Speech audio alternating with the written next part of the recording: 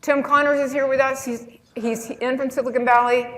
He's a venture capitalist. His own company that he started is Pivot North. Notre Dame undergrad, Stanford engineering, and Harvard MBA. A lot of tuition. What? A lot of tuition. A lot of tuition. Obviously, the best credential there is Notre Dame, right? Absolutely. But we're delighted. I don't even have a formal presentation to introduce him because we think of Tim as one of our own. So join me in welcoming Tim Connors.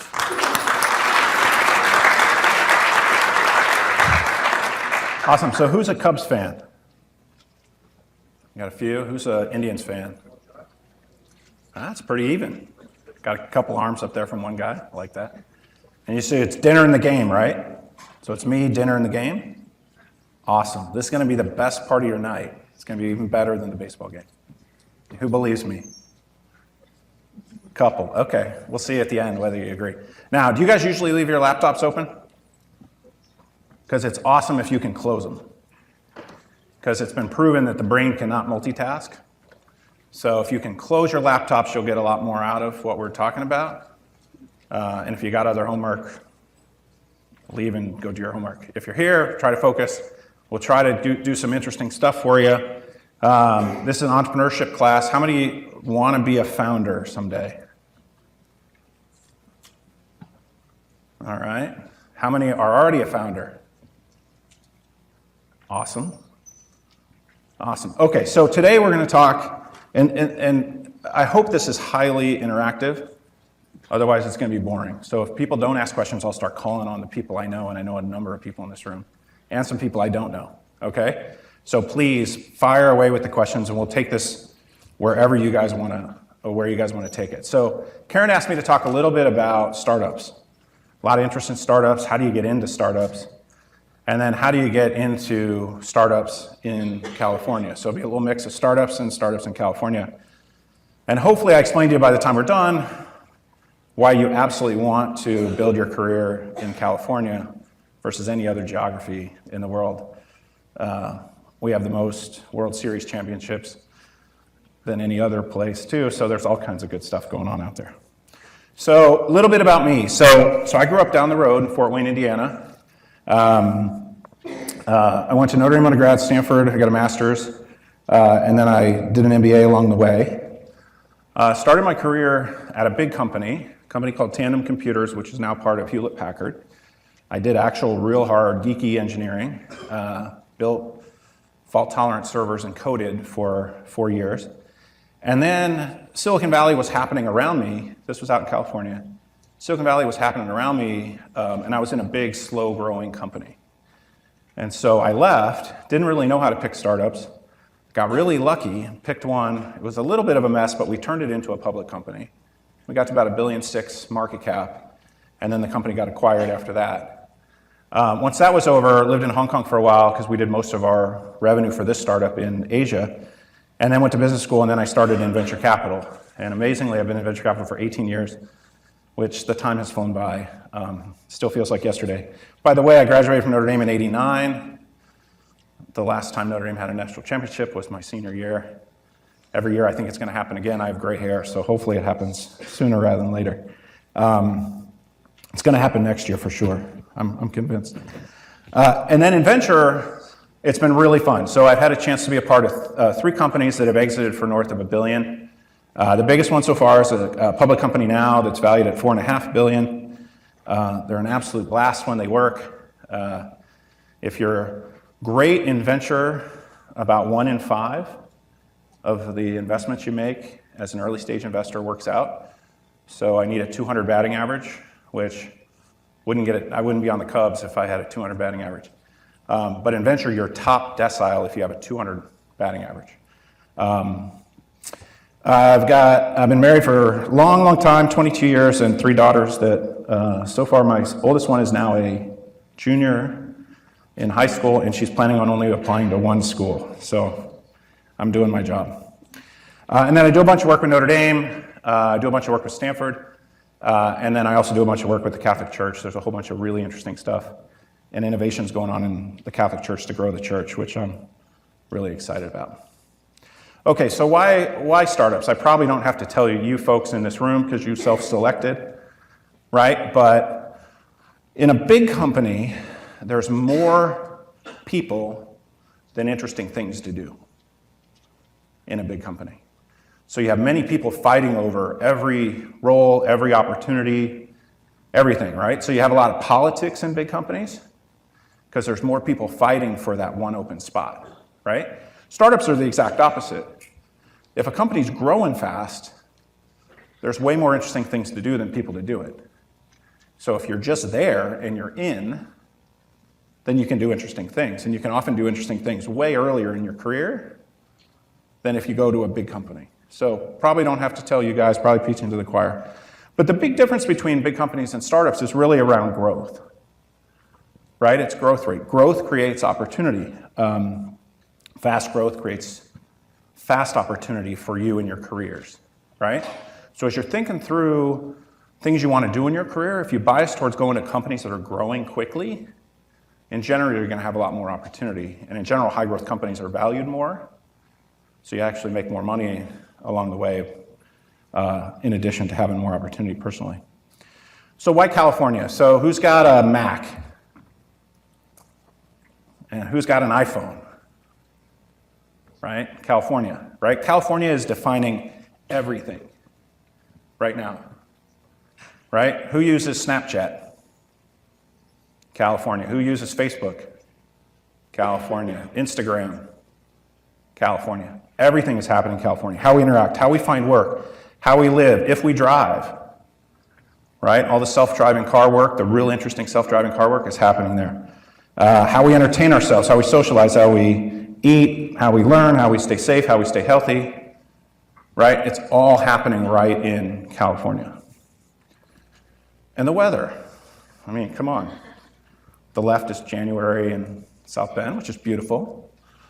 The right is January in California. So why? Why? Father Soren, I think, said it really, really well, right? You guys all seen this quote, right? Right? He started this little log cabin in the middle of the woods in South Bend, Indiana, and he had this audacious quote, right? He was a founder, right? I hear irrational founders like Father Soren every day, right? Come on. Most powerful means for doing good? Middle of nowhere, right? There was nothing here, right? And if you read the backstory, he kind of wore out his welcome down in southern Indiana, which sent him up here, right? He was a founder. So he wants, that's the mission, right? So that's why we're all here. So who he was talking about was actually you guys, right? He wasn't talking about anybody back in that log cabin, right? The ability for people in that log cabin to have influence is fairly limited. You guys can have massive influence. So what does it mean to be a force for good, right? So the Pope Benedict, in his encyclical on work, I think did by far the best explanation of it, right? And what you really want to do is secure a common good, right? So the real needs of your neighbors. You want to solve a real need, right? Is Snapchat solving a real need? Is selling tobacco solving a real need? Is predatory lending a real need, right? If you're going to do something with your work, do something meaningful. Right? Solve a real need that somebody has. And then do it according to your vocation. And we'll talk about vocations. People hear the word vocation and they think of priests and nuns, right? Every one of you guys has a vocation. We'll talk through it. And then if you pick a real need according to your vocation, all you have to do it is with maximum influence. Right? Pretty simple. So find a real need, solve it with the vocation you chose, and do it with maximum influence. Right? Pretty simple. Okay. So, as we just talked about. Okay, so the prize. So a lot of people think the prize is making a lot of money with their careers. And I know a lot of miserable people who've made a ton of money. Right? It can't be money. Right? The prize is influence. Right? If you follow the Pope's recommendation, if you follow Father Soren, come on. Right? Hello? It's not going back. Okay, so if you follow Father Soren, who doesn't want to be a force for good? Sounds awesome, right? And if you follow what the Pope says about how to do that, all you got to do is solve a real need. Pick your vocation and do it with maximum influence, right? There's no single geography that you can have maximum influence in a bigger way than you can in California. And there's no way to do it in a bigger way than doing a startup, okay? So California's full of optimists, right? Everybody thinks the world can be better, right? There's unlimited capital available for good teams to go fulfill those things.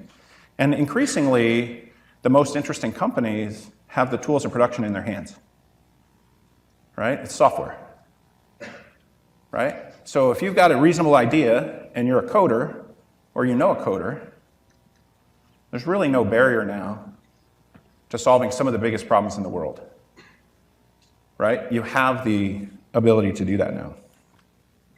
So, gee, I don't have an idea for a startup. How many people have an idea for a startup? Yeah? Who would love to do a startup but they don't have a good idea? Quite a few, right? I would argue every one of you has many, many ideas. You're just thinking about it wrong. An idea for a startup isn't some epiphany where you wake up in the middle of the night and it's like, aha, right? A startup is about solving a real need, right? Do you know any needs? Right? Do you guys have any needs that aren't fulfilled other than a national championship football team? Right? Think about all the unmet needs around you. Think about all the areas that are frustrating to you, where things aren't as good as they could be. Think about all the pain and suffering in the world, right? If you just focus on an unmet need, right, they're all around you. You don't have to wait for an epiphany about how to solve that need. How to solve that need comes with time. But pick the unmet need that you want to solve first. And then apply your superpowers. So everyone in the world has some superpowers, right? Each one of you has superpowers, right? So what's that one thing that you do better than anybody else? Right? Everybody has something, right? What's that thing that when you're doing it, you feel totally alive? Right? More than anything you've ever could do. You know, where you're saying, I was born to do this, right? Right? Think about that. What is it that you just do better than, or you think you do it better than anybody else, where you're just alive when you do it? That's your vocation, right? You can solve any problem in thousands of different ways, right? Pick any problem. People are trying to solve it as electrical engineers, chemical engineers, mechanical engineers, business majors, finance majors, arts and letters majors, right? Science majors, everybody, right? There's a problem, but many, many different ways to solve it. So pick the problem you want to solve, and then the vocation you've chosen, the thing that makes you fully alive, do that to try to solve that problem. And then you just do it with your maximum influence, right? If you're taking a real unmet need and you're applying your superpowers to it, you're going to have influence. And today you can have more influence than any time in history of civilization. Okay, so why you? So any questions? Got to be some questions by now. You got a question? No? Just hands up. Anybody? Oh, come on. Wow. Yes? What's your superpower and how did you figure it out? So what I love doing more than anything is taking a really complex problem and figuring out how to solve it using technology. That's what I love to do. That's what I do all day, every day for work. It's what I've done my whole career. It annoys my wife because I always talk about how the world could be different, right? It's hard to go through a day and not be like, oh, this should be different, right? So she calls it Tim's better world, right? Because in my day job, I always have to be thinking 5 to 7 years ahead of what the world is going to look like and then try to make it happen. So for me, it's really complex problem, figuring out how to solve it and applying technology in particular to solve it. That's what I love doing more than anything. And I do projects for the Catholic Church using technology, right? How do you grow parishes? Don't you have to be a priest to grow a parish? No. I'm applying technology to grow parishes, right? I do a bunch of work with Stanford Athletics, helping them grow their athletic department that way. Do a bunch of work with Notre Dame the same way, and all my startups that I work with all day, every day. And we're taking on problems anywhere from revolutionizing the $1.2 trillion of social services spend in the US to artificial intelligence that will cause disruption, for almost everybody in this room. Huge software solutions to big, important problems. And for me, I love working as early and as complex of a problem as you can, and then trying to come up with a simple technology-based solution. Wow, quiet crowd. Yes? What do I do if my superpower does not match the unmet need? What's your superpower? Playing the piano. Absolutely, there's an unmet need. Yeah. Who needs to hear you play the piano? You ever been to church?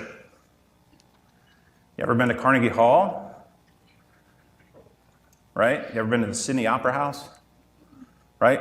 If life is all work and no fun, what's it all good for? Entertaining people is an important unmet need. Lifting people's spirits, making them happier. Right? So apply that with everything you possibly can to help people be happier. It doesn't matter what your superpower is, you can help people. Right? Sometimes you can even make money from it, make a living off of it. Sometimes no. Sometimes it has to be your side job. Sometimes it's your main job. But in general, if you try to solve a real problem with something you truly feel passionate about, usually everything works out to be able to make a living off of that. Great question. Okay. So in reality, you guys were born for it, so you don't realize it, but Notre Dame is actually the most selective university in the world. Right? Notre Dame is actually more selective than the Ivies. Right? The Ivies have actually lost the recipe on what makes an amazing, influential person. So Notre Dame admits for three things: smarts, goodness, and grit. Right? So you got to be top 1% in the world in smarts now. Right? It's crazy, right? Notre Dame's ACTs and GPAs are higher than some of the Ivies now, right? And it's neck and neck with all the rest. So smarts, nobody has anything on you guys. On goodness, right? What's goodness? Goodness is empathy and self-awareness. Who grew up going to church? Right? Did mom or temple or, right, any religion, right? What did your mom and dad teach you growing up? Since you were as little kids, right? Do unto others, say your prayers. Right? What do you learn when you do unto others and say your prayers? Empathy and self-awareness, right? Startups are fundamentally an act of empathy, right? If we go back to how do you solve a real need? Well, how do you know how to solve a real need? You have to have empathy for the person who's in need, right? The fact that you guys grew up in family environments where empathy and self-awareness was the most important thing, right, puts you in a position to overexpress on goodness. You overexpress way ahead of many, many other schools. And then grit. Who's a distance runner in here? Who was a varsity athlete in high school? Who is world class at something that required massive amounts of practice when you didn't want to do it? Right? That's grit. Right? Did you give up when that ACT, I got my 30 on the ACT and I need a 34 to get into Indy. Oh man, I'm tired from volleyball and tired from school and I've got homework, but I got to do some ACT prep. Did you quit? No. You kept your legs turning. That's grit. It's fascinating. Every single one of my successful founders way overexpresses for grit. They overexpress for all three of these. every single one of them, when I go through the ones that worked versus the ones that didn't, way overexpressed on all 3 of these. And you guys have it, because otherwise you wouldn't be here. Okay. The other part of it, the other important thing is it won't feel like work if you're really just following your passion. Like, I get paid for what I do, and I get paid well for what I do, but it is so much fun, it doesn't seem like work most days. Every once in a while it feels like work, but it's just absolutely a blast. Okay, so getting to California. So first thing you should do is thank your mom and dad, right, for your smarts, goodness, and grit, right, because it comes from them. So you're done with that, get into ND, you got that done, right? Now, the best way, and then first and most important way, is to get an internship. How many of you folks have had an internship so far? Awesome. So if you get an internship in an interesting company, right, most folks won't get immediately into a startup or won't immediately found a company. That's okay. That's more common. It's an exception to start a company right at school. Most of the time, this is the flow. So you get an internship at an important company, right? So a Google, an Apple, a Palantir, a Facebook, right? You pick it, right? And usually you spend a few years at that company and you kind of learn how it's done right. And if you love working in that big company, you should probably stay in that big company forever. If you get frustrated in that big company, the decisions aren't made the way you want them all the time, and you think you could do better in some of these things, and you can't move as fast as you want up the chain, then you're more like others like us who got tired of being in a big company and went to a startup. So if you get the internship at a marquee company, at an influential company, usually, and you do your Notre Dame usual stuff, Notre Dame students nail internships, right? You guys nail them, right? So then you usually get the full-time offer, right? If not at that company, at another company. And then you get to California, and you go work in that big company for a couple years. That's a great way to get started. After you've worked in that big company for a couple years, then it's time usually to join a startup. Right? Now, you're not going to walk in unless you found and be a VP from day one, right? But it almost doesn't matter what title you get. If you go into a high-growth company, take any title they'll give you, just get into an interesting company, and per the earlier comments, the faster it grows, the more there's opportunity. So we just had a student, Notre Dame student last year, who I gave this advice to, took a customer support job at one of my startups. And the CEO called me like, why is this guy taking this job, this entry-level job that didn't need a degree? And he's got 2 degrees. And I'm like, oh, well, I gave him that advice. Well, he was in the company for 3 months, nailed the customer support job, by the way, and had raised his hand to help out on other things. And now he's director of business development at the startup and just got a whole bunch more equity. Now, if he'd walked in the door and said, I want to be director of business development, he wouldn't have got the job. But by getting in, doing a good job, there's always more to do than people to do them in a startup. So just get into an interesting company. Once you've done that, once you've had a few years at a high-growth startup, then you have what I call the recipe. So if you've been in a high-growth company, there's no need to explain what it's like to be in a high-growth company. If you've never been in one, it's really hard to explain what it's really like. It's total managed chaos. It's kind of a little bit out of control all day, every day. But the pace at which you work is one that you get used to once you've been in it, so I call it the recipe. So once you've been in a high-growth startup, you got the recipe. Now you're really ready to found. It's really hard, and it's the real exception to start a company having never stepped foot in a big marquee company and have never been in a high-growth startup before you go found. It happens, right? But it's much more rare.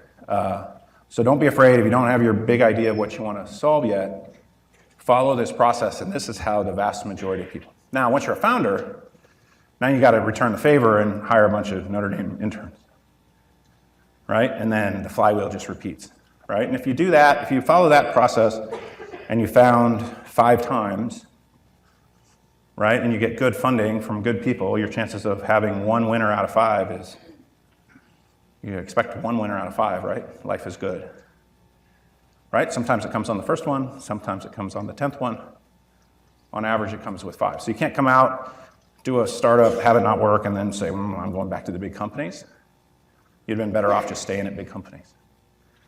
But if you get the itch, don't let one failure slow you down. There's if you start a startup and it fails, and then you start another one, you have a 100 basis point more higher likelihood of your next startup working. So basically, failure doesn't predict anything. You have pretty much the same odds of a startup succeeding after you've had a failure. If your first one was a failure, your second one has about the same odds, 20% of success. If you had one startup that worked, your second one, you're twice as likely to have it succeed the second time. So once you have one that works, then you keep founding and your odds of success keep going and going and going because you learn how to run and grow a big startup. Okay? Got to be some questions on this.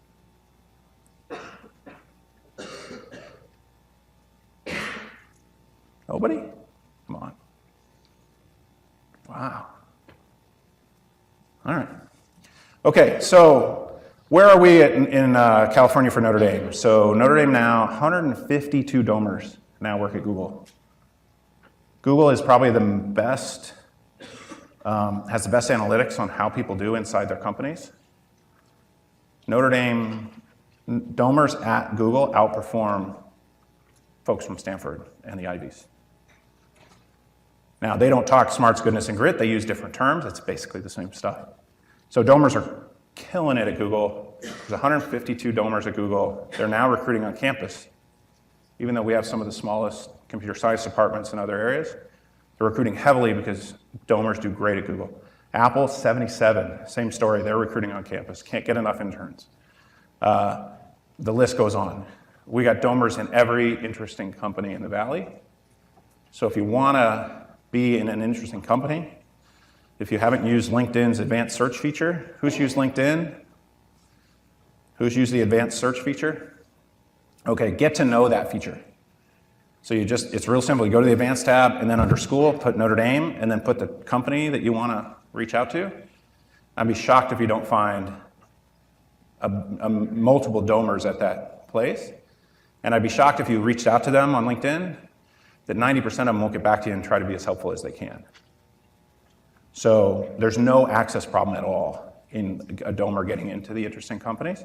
It wasn't the case when I went to Silicon Valley, but it is now. We're 15 years into really trying to get the flywheel cooking. So there's other exciting stuff coming too. So who's heard of the Silicon Valley semester? A few. So in January, we will have our first cohort of abroad juniors going to class in Silicon Valley, in Palo Alto.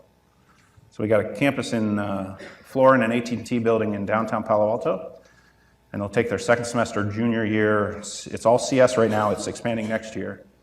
A full set of classes on Tuesday, Thursday, and then internships Monday, Wednesday, Friday, 20-hour-a-week internships. And we're getting them all lined up with sweet internships for the spring semester. Next year, it's going to expand to many more schools, many more colleges within Notre Dame, and hopefully within a few years, it'll be a couple hundred undergrads and the largest abroad program of any of them. So if you're a freshman or a sophomore, you haven't made your pick for where you want to be next year, I couldn't recommend this program more. We're starting a venture capital fund for students. It's almost all approved, thankfully. So teams of 4 students, one from each college, will get together and apply to the program. And then Notre Dame VCs like me, there's about 15 VCs now that are Notre Dame alums. When I do a deal, I'll invite the student team to invest in the deal. The student team will evaluate the deal independently of me.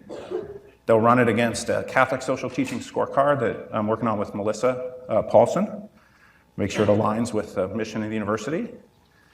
And then if students decide to invest, then Notre Dame will invest directly out of the endowment. And then after the deal, the students will be responsible for helping the company succeed. So doing projects, sourcing interns, et cetera. So it'll give you a phenomenal opportunity for students to get exposed to Notre Dame VCs and real live, venture-backed, Silicon Valley-based startups. All right, so that's coming. And then now we have faculty and staff based in Palo Alto. So we've been trying to get this done for years. Now we have them. Casey Kelly, Pat Flynn, and development's also out there. And we have our first location. So things are going great. So there's really no major that doesn't have a role to play in California. So if you think, hey, I'm not sure I can get a job in California, absolutely every single one of you folks can get a job out there. So pick a major and I'll tell you how. Here's a bunch of sort of the standard roles, right? So obviously a coder. If you're a coder, life is really good right now. Same thing for a data scientist. Who's heard of the word growth hacker? Right? So what's a growth hacker? Who knows what a growth hacker is? Anybody? So what a growth hacker does is, you know? Did you have your hand up? No, okay. So what a growth hacker is somebody who sits at the executive table with the VPs and CEO of the company, and they take all of the data that's available inside the company and they help the management team make better decisions. So you can be an individual contributor right out of college. You can be sitting at the big people's table and have massive influence over the direction of the company because you have to make sense of the data. That's a phenomenal role for any major. You really don't, these days the tools are pretty good. So if you know how to read an income statement and you know how to write SQL database queries, and if you don't, you can take classes online and learn that in a month.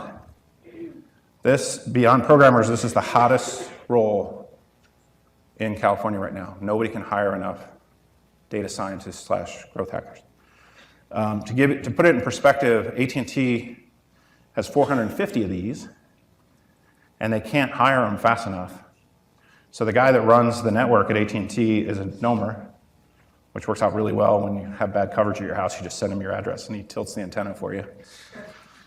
The coolest thing I could have possibly done ever as a dad was get 2 more bars on our cell phone coverage at my house for my teenage daughters.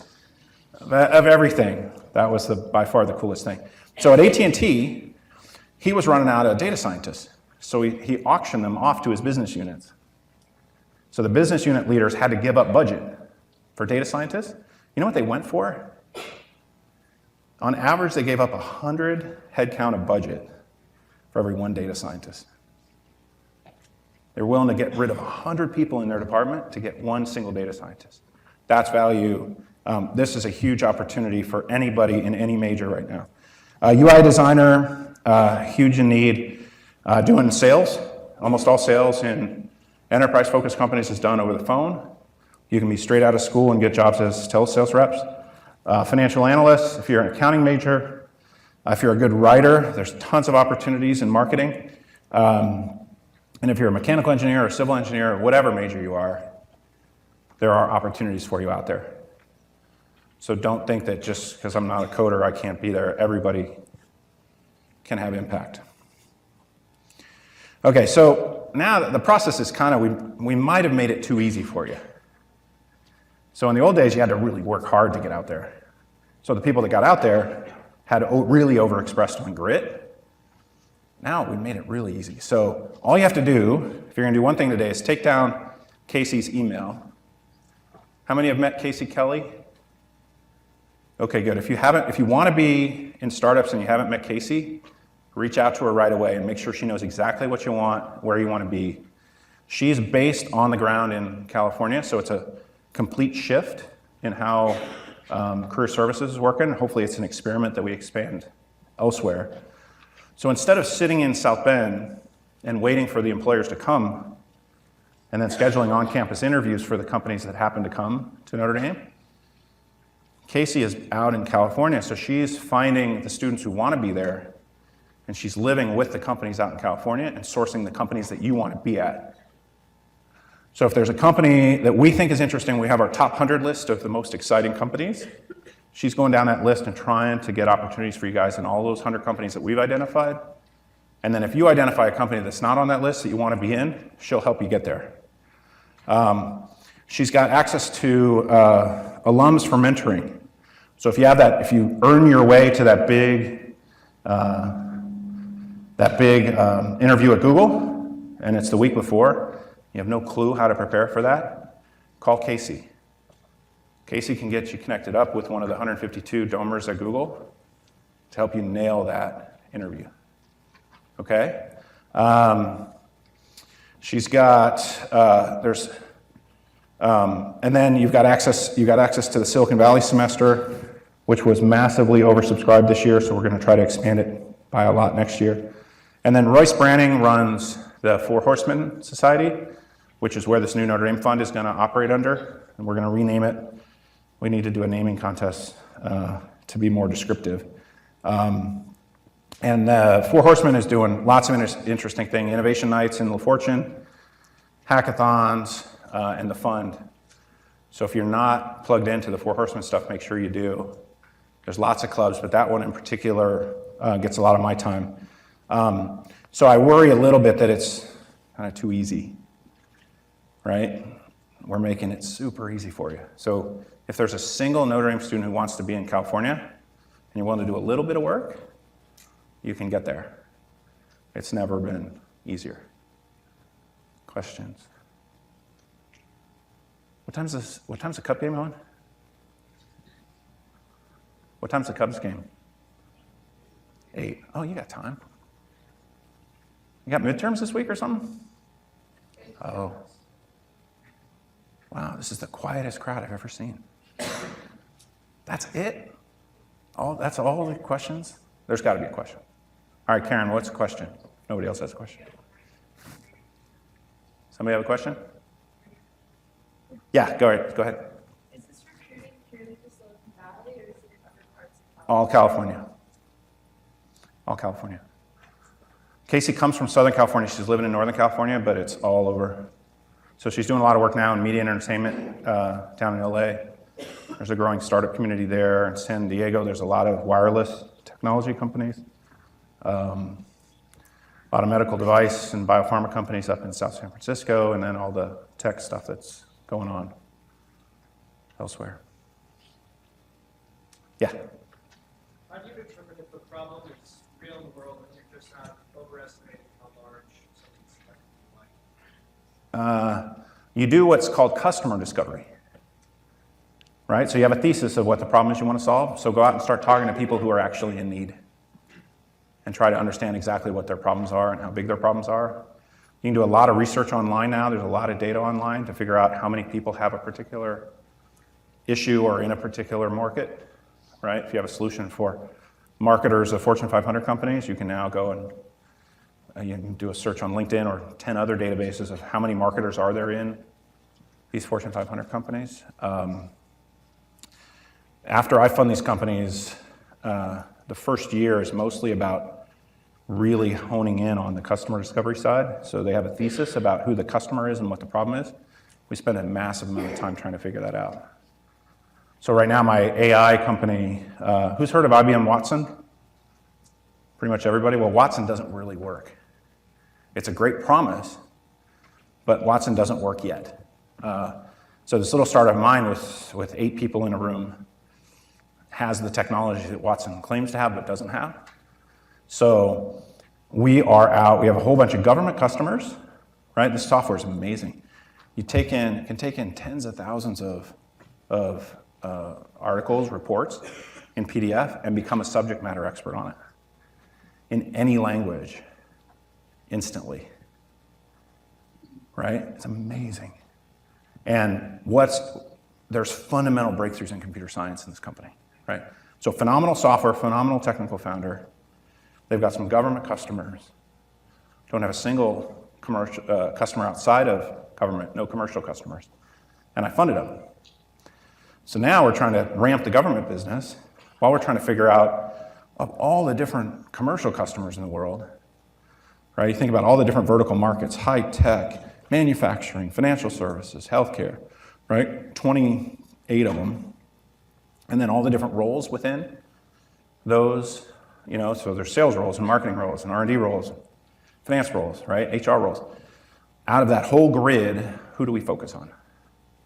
So the best way to do it is start going out and start talking to potential customers in a lot of different areas, trying to figure out where the pain is the most real, where the budgets are real so they can pay for it, right? Where you can actually get the data to become a subject matter expert on.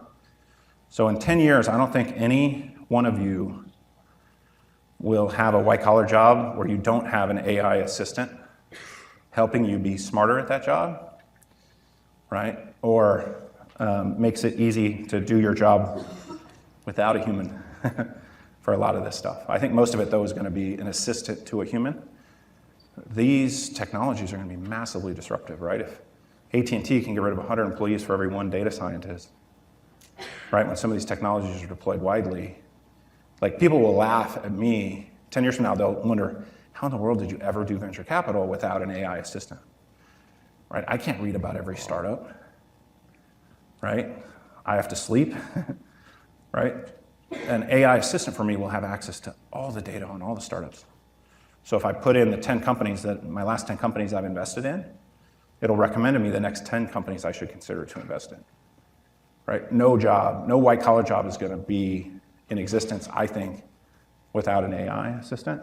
So we have an opportunity and a huge amount of pressure to make sure we pick the right markets, right? So we're going to try to be as methodical as we can about it, but a lot of it is just good old-fashioned getting on the phone and going to meet with people and trying to figure out if the need is real, how much budget there is, how much impact we can have, how many white-collar workers are there in that particular vertical, et cetera. We hope to be applicable to every white-collar worker at the productivity layer, to be a little bit more like Excel, where anybody in any vertical or any role can use it and get value and just point us at the right data.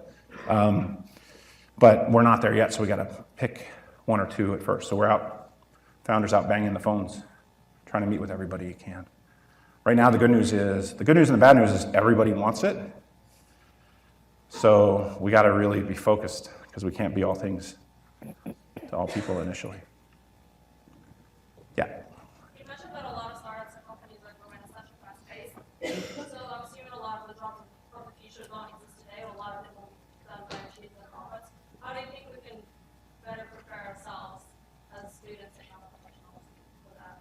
I think, this has happened all the time. I think already you guys are very blessed, right? You're soon to be in the 1%. You're going to have more opportunities. The thing you're going to have to be really careful of and sensitive to is the disruption that's going to happen around you. And it's going to be very easy to make decisions that are in the best interest of the short-term bottom line of the company that aren't in the best interest of everybody and that don't align, right, with how do you build a working culture and a working community in our society. That's where you guys' responsibilities are going to come, because you're already going to be in that group that's making the decisions that have massive impacts on everybody else. I would, if you're an arts and letters major, I'd take the CS minor, right? It's an amazing opportunity. You don't have to code all day, every day to be able to get the advantage and the benefits of having coded. I think the folks who write the software, so the computer scientists and the data scientists, right, are going to have the tools of production in their hands. But arts and letters majors sometimes are the best writers and the best people at articulating the problem. So you're smart enough, so don't limit yourself. Don't be afraid of taking that SQL querying class, and don't be afraid of learning how to read an income statement, and don't be afraid to learn how to code a little bit. Any little effort you do on that is going to put you way ahead of all your peers, right? If you're an arts and letters person who can articulate well and write well, but you also can code a little bit, huge advantage. So, it's kind of hard to be a lawyer now. There's not that many. A bunch of the law schools are going to close because a lot of the law stuff is fairly rude. A lot of the work is pretty consistent, one company at a time. So a lot of that stuff is starting to get automated and eliminated. So some of the more routine-based jobs are going to get eliminated first. So things where you have to be creative, have to code, have to look at data, have to make sense of data, have to articulate data. I think those are probably going to be the jobs that have the biggest amount of influence going forward. And with it, with influence comes responsibility. Because I think the white-collar workers are going to be as disrupted in the next 10 years as the blue-collar workers in the US have the last 20. And it's been really, really hard on a lot of people over the last 20 years who have blue-collar work, right? The disruption happened quickly when China opened up, and all of a sudden it was 1/20th of the cost to manufacture in China, right? And you're 45, 50 years old working in a plant in Indiana, Michigan, it's hard. Same thing's gonna happen on the white-collar side, and it's gonna be massive disruption. And so you guys are gonna be the ones that are driving that disruption. And the question is, do you do it for maximum short-term profit? Or do you treat the workers correctly and treat your customers respectfully and all that other good stuff that's you need to do? It's going to be your responsibility, and it's going to be tremendously disruptive, and you guys are going to drive disruption. So just remember everybody along the way, because you guys are going to be making some really, really, really important decisions that in fact impact the lives of many, many, many people. Your timing for coming into the world, into the business world is, there's 1.5 billion people on Facebook, right? You can do ads via API and reach 1.5 billion people, right? The influence that's possible is like never before. So the question is, are you going to do the right thing? Right? This is why we need more domers in Silicon Valley. Because not everybody in Silicon Valley has that smarts, goodness, and grit that you guys have. We need more domers around the table when those big decisions are being made. Right? How you guys interact is a function, and how you've interacted since middle school. Well, don't you wish that the social media tools had more ability to block bullying behavior? Don't you wish that there were more tools in the hands of the person who was being bullied to control things, versus having the founders of these companies say, drama is good for business? Right? You got to do the right thing when you're at that table. We need more domers at the table so that when those decisions are made, it's like, no, that's wrong. Let's not do that. Right? Yeah, that's the responsibility and the opportunity you guys have. Instagram has, 300 million users? It's less than 100 people, I think, total now, the company. Imagine being able to influence the interaction of 300 million people. Well, wouldn't it be better if there's a bunch of domers in that company helping make the decisions? Right? I always said when Mark Zuckerberg has kids in middle school, he'll change the bullying rules on Facebook. Well, he's already starting to change it, and his kid is only in preschool. Right? We need more of you guys to be at the table when those key decisions are being made. That's it. What time is it? 1 minute to 6. Yes? Where did the career path trajectory slide put up with the opportunities to bring venture capital? So venture capital, good point. So most venture capitalists like me, so there's two types of venture capital. I guess I'm doing my slides. There's two types of venture capital. There's early stage venture capital, which is what I do. So I typically get involved when there's maybe 5 people in a company. The earliest deal I've done in the last 5 years was a founder who had absolutely no idea what he wanted to do. So it doesn't get much earlier than that. So when I get involved, it's super early, and we're trying to build a company. There's other folks that get involved after the company has some traction, and they do the Series B or Series C or Series D round, more of the growth capital. For the growth capital ones, you can go into venture capital right out of undergrad into a growth stage venture capital firm, and then you work your way up that way. If you want to do early stage stuff like me, company building stuff, in order to give the founder advice, you kind of have to have been in a high growth startup before, because otherwise you don't really know what it's like. So it's hard to give out advice on something you haven't lived through. And then it's hard to win the deals, right? Because there's lots of VCs, so there's a lot of competition for a deal. So if you've never been in the seat, you've never been through a high growth startup and you're trying to win a deal against others who have, oftentimes they'll go with the person who has more experience in high growth startups. So for early stage, the model is very similar to what I did, right? You have to ultimately end up in a high growth startup.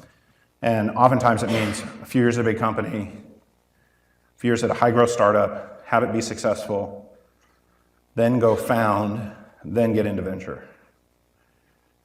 You can skip, I've co-founded 5 companies now, but I've done it as I've been a VC. But I went from big company to high growth startup to VC. That was a lot more work because then you have to come in as an associate. And being an associate is at a venture capital firm is the biggest form of hazing I've ever been a part of in my life. It's painful. So if you go found a company first and have it be successful, then you can walk in directly as a GP. And when I did it, it was much harder to found. Now it's so easy to found. I'd highly recommend going though. So get out there, get into a high growth startup, help it be successful, go found. After you've successfully founded, then a lot of VC, GP opportunities open up. And if you want to do growth stage, try to, there's a bunch of donors in growth. Do you remember Joe Schmidt? Who was Joe Schmidt? Linebacker last year, right? So he reached out and we helped him get a job at Excel Partners. So he now, straight out of undergrad, is an associate at Excel Growth. So if you want to do that, reach out to Joe on LinkedIn and he'll help you because a whole bunch of us helped him and he'll return the favor. Hey, Tim, we hear a lot about, you've talked a lot about California and startups. What about other areas of the country? I get a lot of touch from people in Chicago who go, hey, wait a minute, well, what about us? What are your thoughts, like New York, Chicago, Silicon Valley? Yeah, there's lots of geographies now that it can work. I always promote California because that's where I'm at. I think New York is number 2 right now. New York has bypassed everybody else. So if you're from New York and really, really want to be in New York, there's a really interesting startup ecosystem emerging in New York. I'd say that's second. Chicago's trying, and there's a fair amount of activity. Chicago's starting to have some big winners come out the other side. There's some things going on in Austin. Boston's coming back a little bit. In a geography that isn't one of the major ones, if you start a company in other geographies, you're making it a lot harder on yourself. The flywheel effect of all the people who have the recipe. So South Bend's trying, right? So what you really need is you need one big winner. And you need to get a little lucky on your first big winner. Because when you get a big winner in a geography, then the top 30 people in that company have more wealth than they know what to do with. And they should just put it away and endow it, right? But they end up investing in startups. And so what happens is the top 30 people in those companies start angel investing for the next 200 people in that high growth startup that were successful. And now you have funders with the recipe funding founders with the recipe, and then it all works. So Bozeman, Montana, right, is way ahead of South Bend right now. Why? Because they had one big winner. So there's a company called Right Now Technologies that they had to get lucky to get that thing going, but that was a good founder and he did a great job. And that got sold to Oracle for $1.2 billion about 3 years ago. And now he's running for governor of Montana for I don't know why. But the negative ads are, I don't know why anyone would sign up for that. So now there's about 45 startups in Bozeman. And they're not just random startups, they're startups of folks who had been at Right Now and got the recipe at Right Now, who are getting angel funded by folks from Right Now. So you got people with the recipe funding founders with the recipe, and it's working really, really well. So you got to get a little lucky. I think South Bend will get there, but we need a Venly or one of these companies to break out and become a big winner. So Boston struggled. They haven't had a big winner in a while, right? Chicago's had some things, right, with Venmo and others. So Chicago's got that opportunity. The venture funding environment in Chicago is still overly restrictive.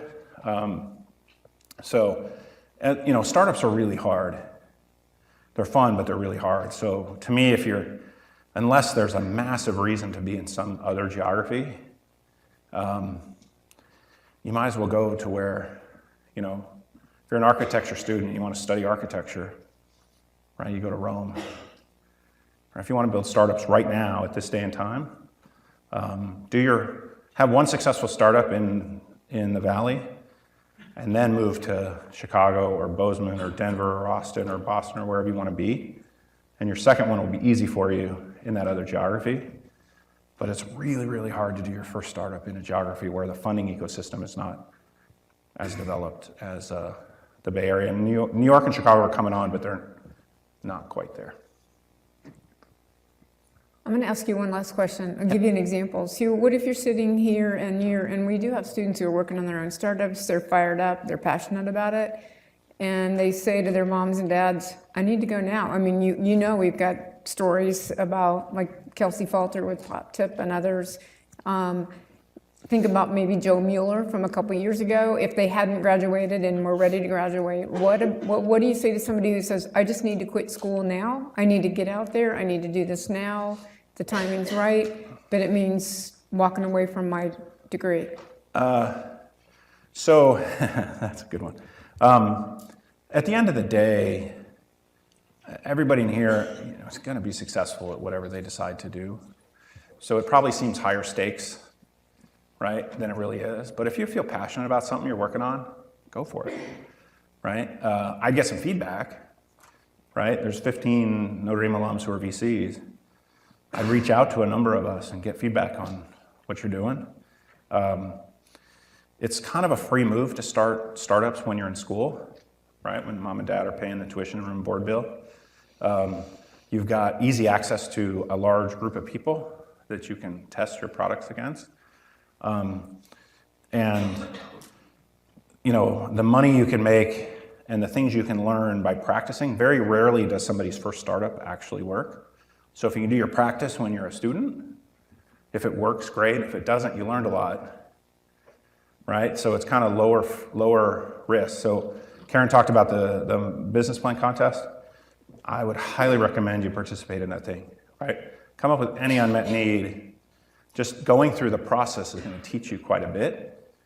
If you're interested, if you think you got an unmet need and a solution to that unmet need, then go for it and reach out to a whole bunch of people. You can make a ton of progress on startups as a student. And it's a lot more fun if you get to the end of the business plan contest and you actually have revenue and customers and you start to prove your unit economics, right? What it costs you to acquire a customer and how much you make from that customer. I've seen undergrads get funded out of the business plan contest and go on to do really interesting things with that.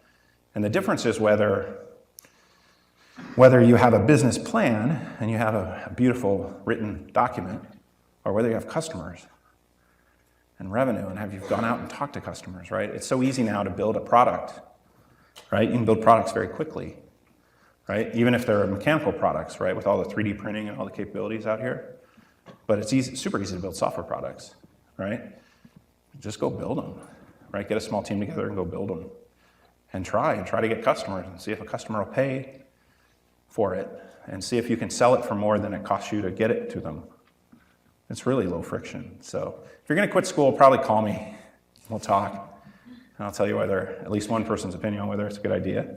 But get started right away, right? There's lots of problems. And it doesn't have to be a technology or a startup solution, right? Pick an unmet need in this community and just go try to solve it, try to help. And just that act of empathy, when you ultimately go off and start a startup, you'll be that much better for it. Yeah. Great. If you can't tell from what Tim said, he's pretty passionate about this concept we've talked about before called social entrepreneurship, social ventures. And what's been flashing on the screen behind you is something I just want to make a big pitch for. The Irish Impact Conference is this week. Keynote speaker is Thursday evening. Really impressive opportunity to hear some great speakers and learn a lot about the concept of social entrepreneurship. Do good. Doing business and making money and doing good are not mutually exclusive. So I encourage you to think about that. two things. Did everybody have a chance to, did anybody use the scan, the square thing? What's it called? QR code. QR code. Thank you. The QR code, raise your hand, did you use it? Did it work? All right, so this seems to have worked, so this is great. Make sure that you fill in your comments and submit your attendance. It's all timestamped, so we know you're here. And join me in thanking Tim. Thanks, Tim.